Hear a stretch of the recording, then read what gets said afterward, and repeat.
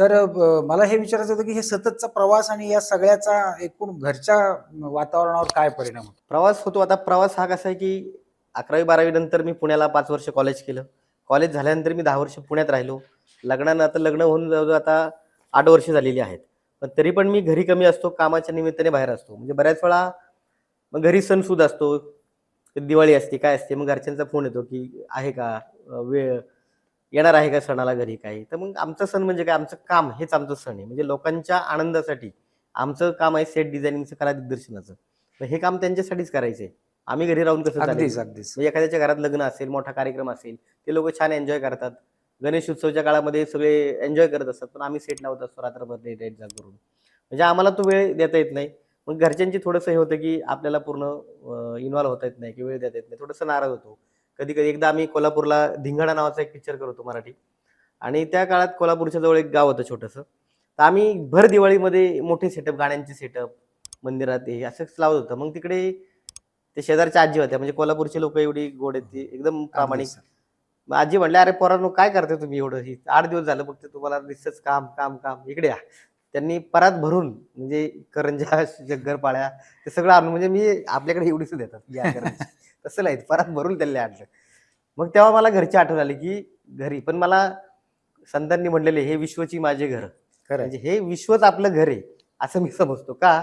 कारण आपण जर असं म्हटलं, की मी घरीच राहील, माझी फॅमिली, म्हणजे मी घरच्यांनीच सांगितले, तुम्ही रिलॅक्स राहा. मी माणूस फिरतो, मी हां, मी काम करतो. काम करतोय, मी आनंदी आहे. जरी नसलो, बाहेर काही कमी जास्त तडजोडी असल्या, तुम्ही ते अनुभवलेले, तरी पण आपण काय सांगतो, की रिलॅक्स राहा, मी चांगला आहे, आनंदित आहे, तुम्ही खुश राहा. अगदीच, अगदीच. त्याशिवाय ते काम होणार नाही. त्या कामाला न्याय मिळणार नाही. जसं पूर्वी म्हणायचे, की कलाकार, चित्रकार, शास्त्रज्ञ लई सांसारिक जीवनात किंवा त्या राडगाडग्यात अडकत नव्हते. त्याचं कारणच ते होतं.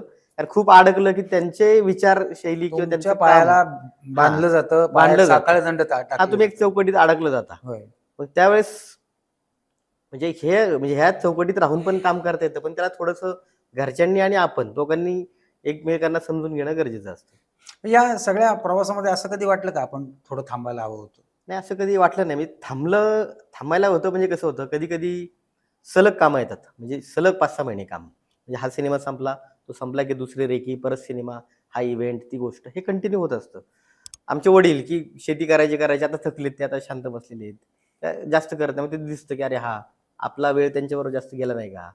किंवा भाऊ पण आता सेटल, आम्हाला भावजया आल्या, त्यांना मुलं झाली, पुतणे आलेत मला. मग आम्ही कुठेतरी खेळायचं राहिलो का? हो, किंवा हो. बोलायचं राहिलो का मनमोकळेपणाने? किंवा नवनीचं मग आता लग्न होऊन 8 वर्ष झालेली आहेत. मग झालं, मी रुटीन लाईफ चालू आहे. ती तिचं काम करते, मी माझं काम करतो. पण कधीतरी निवांत क्षण येतोय का? बोलतोय का? वेगळ्या विषयावर काही गप्पा होतात का? का फक्त कामाच्याच नेहमी गप्पा होत आहेत? म्हणजे अशी अगदीच, गोष्ट अगदीच, होते. अगदीच किंवा खरं.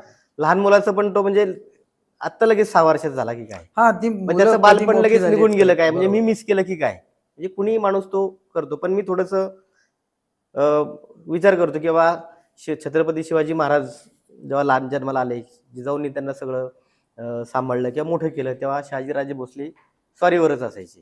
की अशी बरीच लोकं, म्हणजे अशी उदाहरणं थेट, की सावित्रीबाई फुले, महात्मा फुले या दोघांच्या नवरा-बायकोनी एवढं काम केलेलं आहे. म्हणजे दोघं पती-पत्नी अगदीच, असून अगदीच, पण त्यांनी अगदीच. समाजासाठी आयुष्य घालवलंय. मग आपण कमीत कमी आपलं काम तरी प्रामाणिक का करू नये? नक्कीच.